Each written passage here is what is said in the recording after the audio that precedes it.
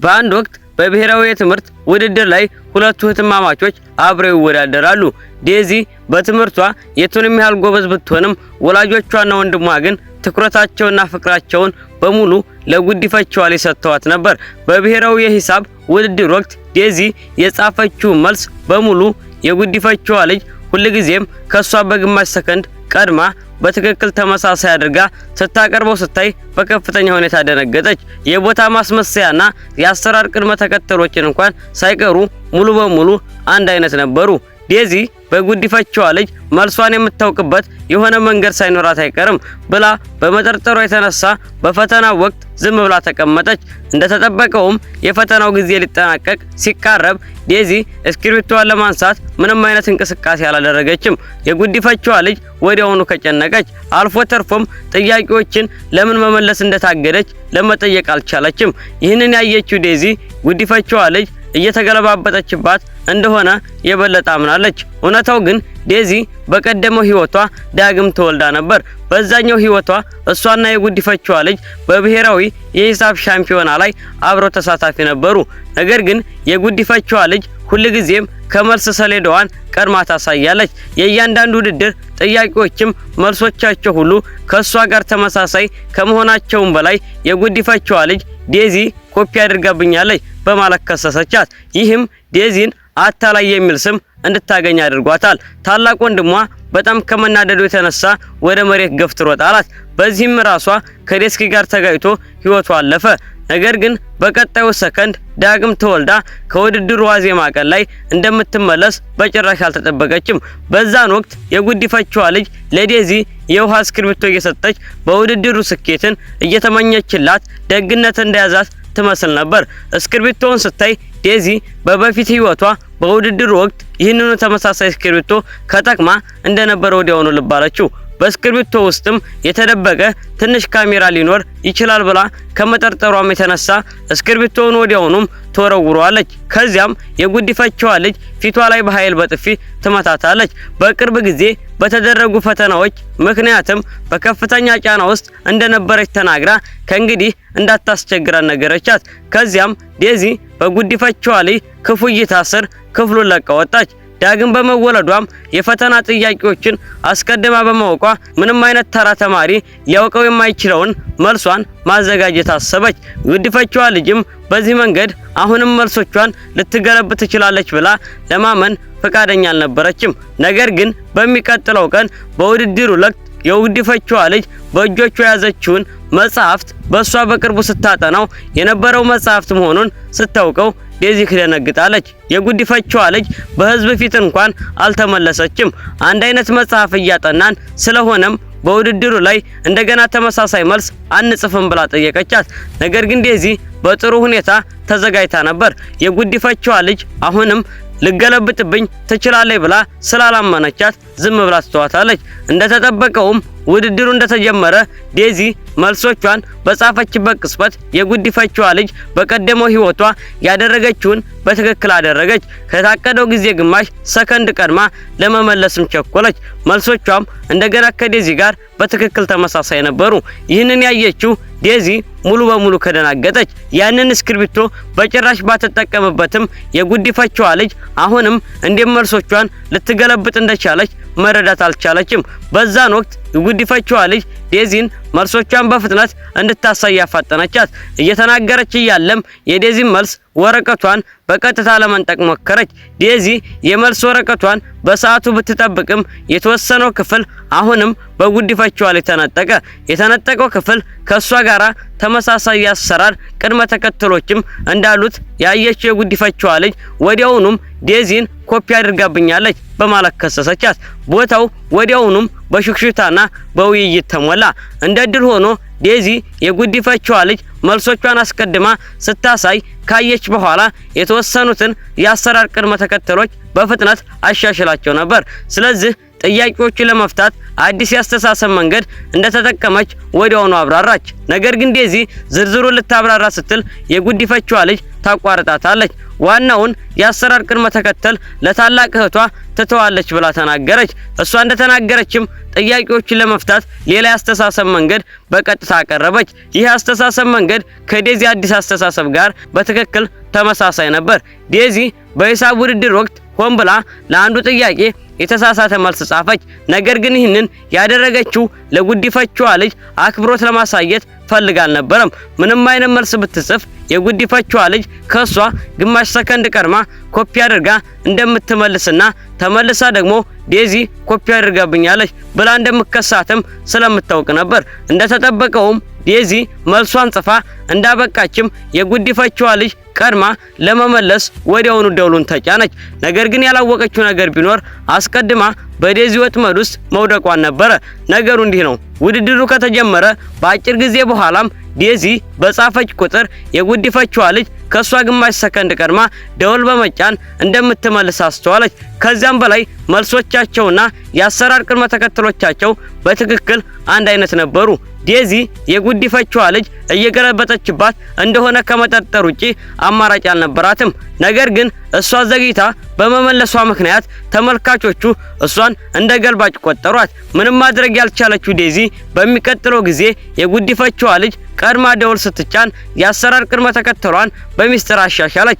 ነገር ግን ዴዚ አዲሱን አሰራሯን ልታሳይ ስትል የጉዲፈቻዋ ልጅ በፍጥነት ሌላ የመፍትሄ መንገድ እንዳላት ተናገረች።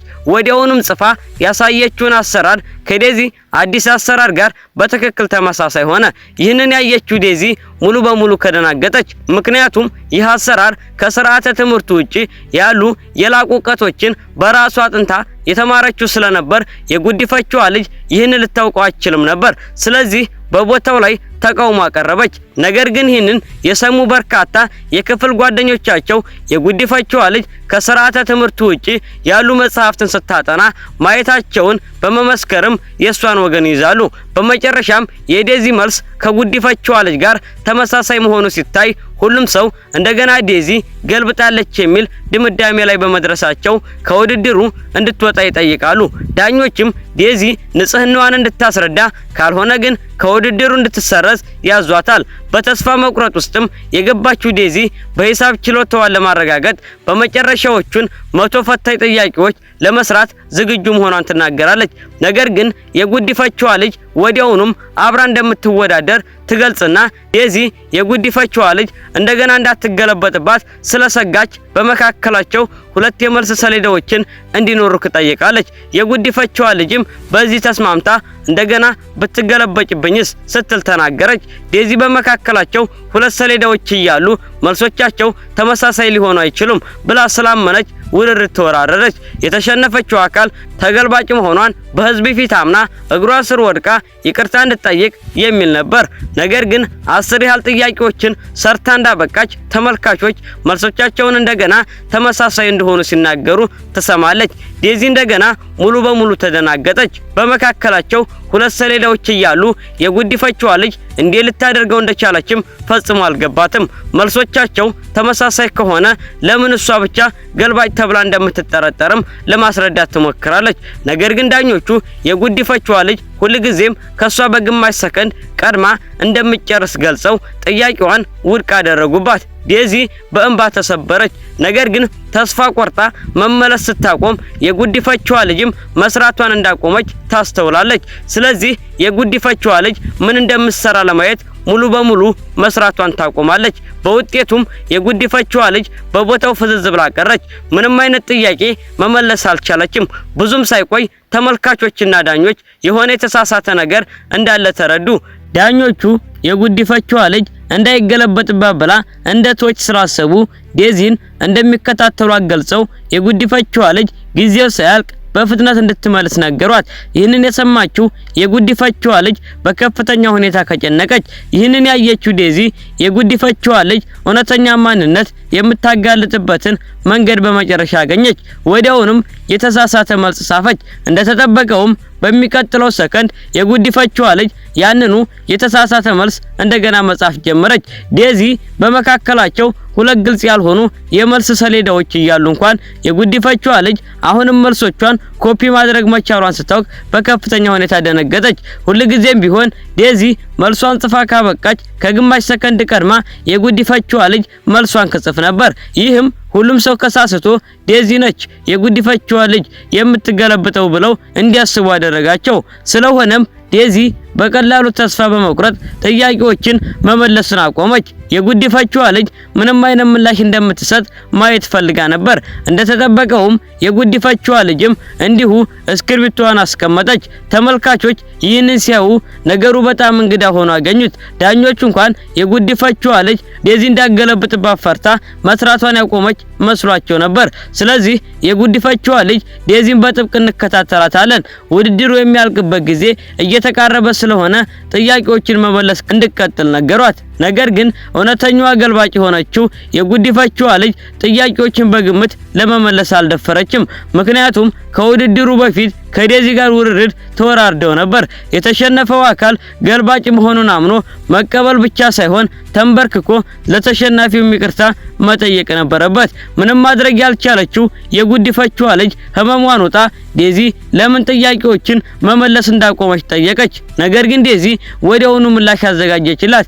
እሷ ጥያቄ ባትመልስ ከሷ ጋራ ምን እንደሚያያይዘው ጠየቀቻት። በተጨማሪም ሊቅ የምትባለው የጉዲፈቻዋ ልጅ በእርግጥ እሷ ልትገለብጥ እየሞከረች እንደሆነ ጠየቀች። ይህንን ስትሰማም የጉዲፈቻዋ ልጅ በከፍተኛ ሁኔታ አፈረች። ነገር ግን ከመድረኩ በታች ያሉት ተመልካቾች አሁንም ለጉዲፈቻዋ ልጅ ተከራከሩላት። ከባድ ጥያቄ አጋጥሟት እያሰበችበት እንደሆነም ተናገሩ። ዴዚ ይህንን ንግግር ስትሰማ ድንገት አዲስ ሐሳብ መጣላት። የጉዲፈቻዋ ልጅ ገልባጭ መሆኗን የምታጋልጥበት ድንቅ መንገድ አገኘች። ስለዚህ ወዲያውኑም ጥያቄዎቹን እንደገና መመለስ ጀመረች። ነገር ግን በፈተናው ላይ ላለው በጣም ከባድ ጥያቄ ሆን ብላ የተሳሳተ መልስ ጻፈች። እንደተጠበቀውም የጉዲፈቻዋ ልጅ መልሱ ትክክል ይሁን አይሁን ምንም አይነት እውቀት ስላልነበራት እንዳለ ኮፒ ያደረገችው። ከዛም ከዴዚ ግማሽ ሰከንድ ያህል ቀድማ ሁሉንም ጥያቄዎች መልሳ እንደጨረሰች ተናገረች። ይህንን ያዩ ተመልካቾች በሙሉ የጉዲፈቻዋ ልጅ እንደ ሊቅ አደነቋት። የጉዲፈቻዋ ልጅም በድል አድራጊነት ስሜት ለዴዚ በእርግጠኝነት እንደምታሸንፍ ነገረቻት።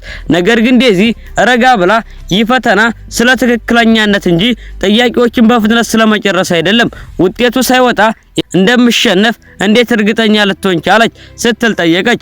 የጉዲፈቻዋ ልጅ ይህንን ስትሰማም ወዲያውኑ ከደናግጣ ለማስረዳት ሞከረች።